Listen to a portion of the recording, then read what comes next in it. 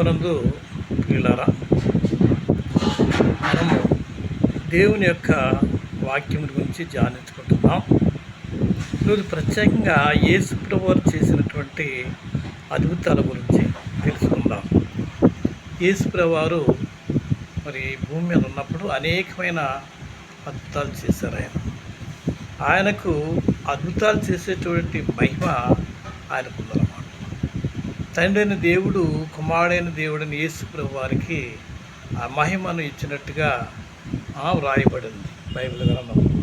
కనుక ఈ విషయాలు మనం స్పష్టంగా తెలుసుకుందాం. ప్రియులారా, ఎవరు కూడా స్కిప్ చేయకుండా ఈ వీడియో లాస్ట్ వరకు చూడండి, సబ్స్క్రైబ్ చేయండి, లైక్ చేయండి, షేర్ చేయండి.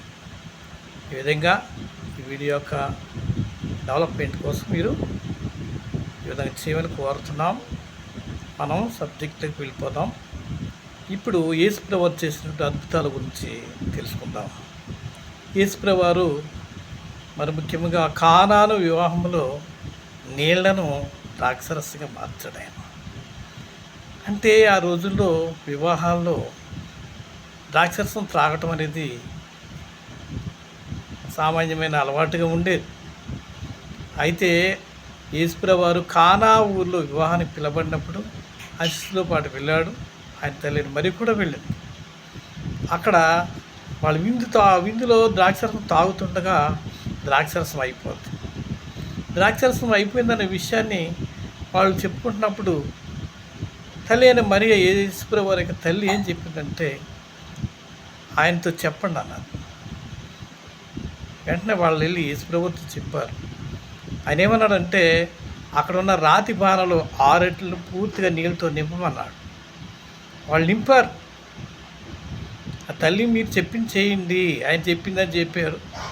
ఆ విధంగానే వాళ్ళంతా కూడా ఆయన చెప్పినట్టుగానే 6 రాతి బాణలను నీళ్ళతో నింపారు. నింపాక ఆయన ఏమన్నాడంటే, ఇందులో మొట్టమొదటిగా కొంత పట్టుకెళ్ళి ఇంటి యజమానికి ఇమ్మన్నాడు. అంతే ద్రాక్షరసాన్ని. మరి వెళ్తుండగా ద్రాక్షరసం అయిపోయింది. ఇంటి యజమాని త్రాగి ఇది ఎక్కడి నుంచి వచ్చిందని చాలా ఆశ్చర్యపోయాడు. అంతేకాదు తర్వాత తాగిన వాళ్ళంతా కూడా చాలా ఆశ్చర్యపోయారు. ప్రభువారు చేసినటువంటి మరి గొప్ప అద్భుతం ఇది, నీళ్లను ద్రాక్షరసంగా మార్చడం. ఆయన మాటతోనే ఆయన చేయగలిగాడు. ఆయనకు అసాధ్యమైనది ఏదీ లేదు. ఇలా ద్రాక్షారసంగా మార్చడమే కాదు, ఆయన నీటి మీద నడిచాడు. గలిలయ సముద్రంలో ఆ శిష్యులు వెళ్తున్నప్పుడు తుఫాను రేగ ఆయన నీటి మీద నడుస్తూ వెళ్ళాడు. అయితే శిష్యులు భయపడుతున్నారు, కానీ ఆయన భయపడకండి అని చెప్పాడన్నమాట. నేను పోతానుగా, అది ఏమీ కాదు, పోతానికి కావలి చేతులు